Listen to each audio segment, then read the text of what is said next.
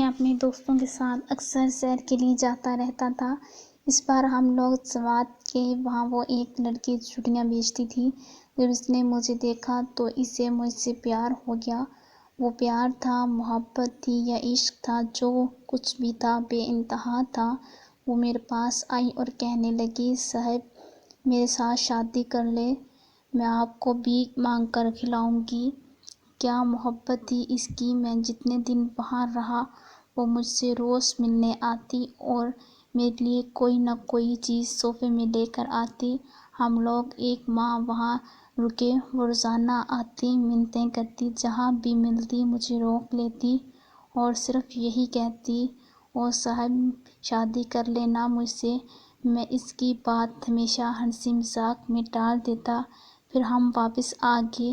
کچھ ماہ بعد میرے دوست نے پھر دریائے چناب جانے کا پروگرام بنایا اور کہا کہ وہاں ہم پیر بہاؤ سلطان کے مزار میں بھی جائیں گے۔ میں راضی ہو گیا اور چل دیا۔ چناب پر گئے، مچھلی کھائی، خوب انجوائے کیا۔ اس دن میرے دل میں ایک عجیب سی اداسی تھی، جیسے میرا دل مر گیا ہو۔ وہاں سے ہم پیر بہاؤ سلطان کے مزار پر چل دیے۔ میں نہیں مانتا پیروں فقیروں کو، اس لیے میں باہر کار کے پاس کھڑا ہو گیا اور باقی سب دوست مزار پر چلے گئے۔ اچانک پیچھے سے کسی نے میرا ہاتھ پکڑا اور ایک آن سنائی دی، او صاحب آج میری دعا رنگ لائی، تیرا دیدار ہو گیا، ساڈی عید ہوگی۔ میں جب بھی دربار پر آتی تجھے مانگتی تھی، اب تک تجھ سے شادی کی آس لگائے بیٹھی ہوں۔ آنسو تھے اس کی آنکھوں میں۔ کہتی تھی، بھیک مانگنا، چوڑیاں بیچنا میرا قصور تو نہیں، نہ میری قسمت، یہ تو میرا نصیب ہے، تو اس کی سزا مجھے کیوں۔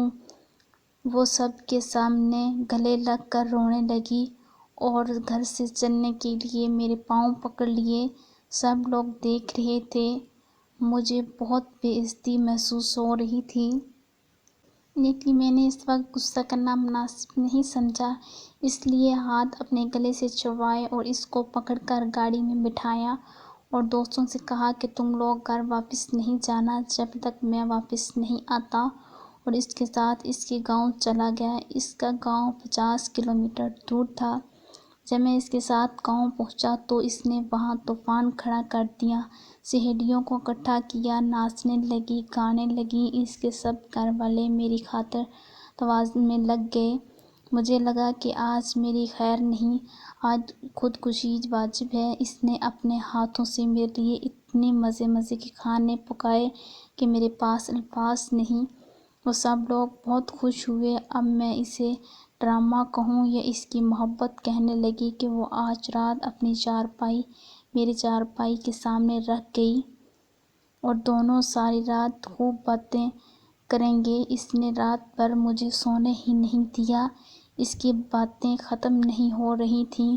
صبح ہوئی تو اس کی ایک سہیلی وہ اور اس کا بھائی مجھے دربار تک چھوڑ گئے۔ جب جانے لگی، صاحب مجھے کبھی قبول نہیں پاؤ گے، میں سب کو بتانا چاہتا ہوں۔ جو مجھے اپنی غلطی کا احساس ہے، اس کی محبت کو سمجھ نہیں پایا۔ 3 سال ہو چکے ہیں مجھے اس کو گلی گلی تلاش کرتے ہوئے، وہ مجھے مل نہیں پا رہی۔ محبت کی بد دعا لگ گئی ہے مجھے، میں اس کو بھول نہیں پا رہا۔ مجھے اس کی معصوم باتیں، میرے ملنے پر اس کی خوشی اور ساری رات مجھ پر جس طرح اس نے اپنی نظریں جمائے رکھیں، میں جی نہیں پا رہا۔ صحیح کہتے ہیں کہ دلہن دولت بھی نہیں ہوتی، پیار ہی سب کچھ ہوتا ہے۔